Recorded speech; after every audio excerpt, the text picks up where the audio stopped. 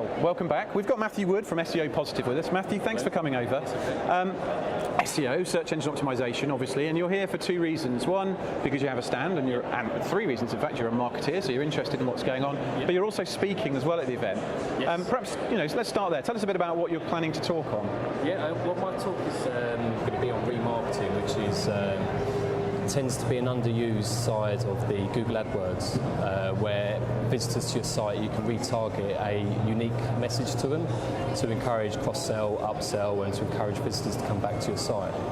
So in simple terms, if I visit through a click onto the site, don't make a purchasing decision there, but come back, you can recognise that to be able to recognise it's me and give some kind of personalised message. Yes, implementing code onto your website so it can track all the visitors, and then you set up specific remarketing lists so that you can then create a specific message for different types of visitors. And I guess that the application of that must be huge in terms of the number of types of organisations that could benefit from not just once coming onto the site, because not everybody unfortunately converts straight up. You need to just nurture them along a bit. You've got that opportunity with this. That's basically lead nurturing, so it's creating a specific message to different visitors in the buying cycle. So where people come on and they don't really know what kind of products they're looking for, or they haven't finished doing their research, you can then nurture them along to encourage them to come back to your site. So if they've left certain products, they can come back and encourage them to go on and I presume that can make quite a difference to the ROI of a search campaign, because if you've got a click and somebody doesn't do what you want, whether it's buy or sign up or an action of some point, you've obviously spent the click, but if you can get them a second time and they convert, I'm sure the ROI must be fairly positive. Oh, definitely. I mean, the average cost per click, the average cost per acquisition compared to the search network like Google AdWords pay per click is significantly lower. So when you're looking at ROI, it makes a big difference to driving down the cost of your campaign and encouraging the increase in your return on investment. Okay. And from a technical point of view, we'll not go too geeky, from a tracking point of view, are we talking the C word here, and cookies in terms of how we would track this sort of behaviour? Yes, the remarketing list, when they're created, embed the code on your site and it will leave a cookie on the browser for the visitor. Good. And this isn't a platform for us to then start debating the relative merits of the EU cookie directive, but obviously there has been lots of talk about this. Cookies are still, they're not dirty words quite yet, and I don't think they will be. It's just a case of an organisation just needs to get their house in order if they're going to continue to use cookies. Exactly. I mean, different people have interpreted the law in a different way. Some people have assumed it, some people won't turn on the cookies without the visitor directly accepting it. Again, that's down to someone's personal interpretation of the law, but the majority of people will allow cookies on their website, and so your remarketing list won't be affected too much at the current standing at the moment. Good. So again, it's a broad array of uses, and it's not just, I presume, consumer brands that are selling on the page. If you are a business-to-business brand and you're trying to get somebody to come back to download a white paper or something, it's that sort of behaviour as well. Exactly. It could be for products, services.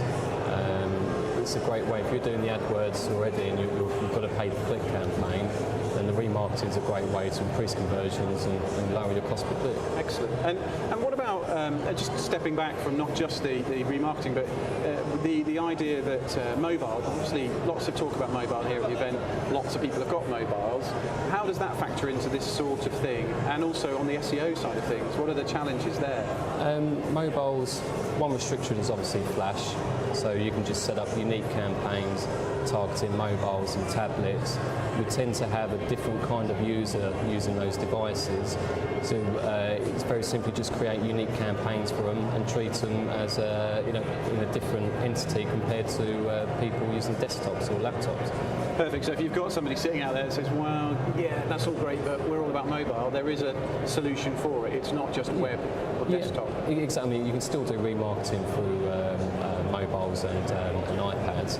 It's just, like I said, like different type of user, so you'll get different data from your analytics, and based on that, you interpret that information to adapt your campaign accordingly. And in terms of the timing, that from the first click to that second click, I presume that can be quite varied. So some organisations may see it in seconds, but it could be weeks for others to come back. Yeah, I mean, the good thing about the remarketing list, you can tailor it to start showing from day one up until, I think it's about 450 days or 540 days, and you can have the remarketing list delayed for a certain period. So where we've got a client that sends out samples for this wood flooring, they've got like a 2-week buying cycle where people will, from the sample to coming back to them, so it's a critical period that you don't want to set a retargeting campaign straight away. You want to delay it by about 7 days. And depending on what business you're in, you can tailor that to what you know is your buying cycle and the lead times in it. And that's the key bit, isn't it? Is that you can go from a point of view of for something like that where actually you want to go home and work out if you're buying flooring, what's the dimensions, is it going to fit with the colour scheme? Whereas other products, take insurance products for example, if you're buying something there and then you're probably going to make the decision in maybe minutes, maybe hours compared to weeks, so you just adjust accordingly based on that campaign and when the sales cycle works too. Yeah, exactly. I mean, the insurance is a great one because you've probably got 30-day maximum buying cycle from people from looking to the right product for them to then actually purchasing it. And to interject, I presume that's because they've had their reminder that says, oh, my insurance is up, I need to... Exactly, and you can also set up a retargeting campaign to run, say, like in 100 days' time for when their renewal's due.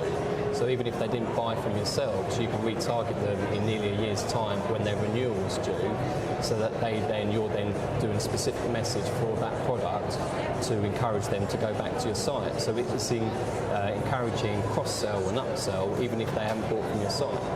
Wow, okay, brilliant.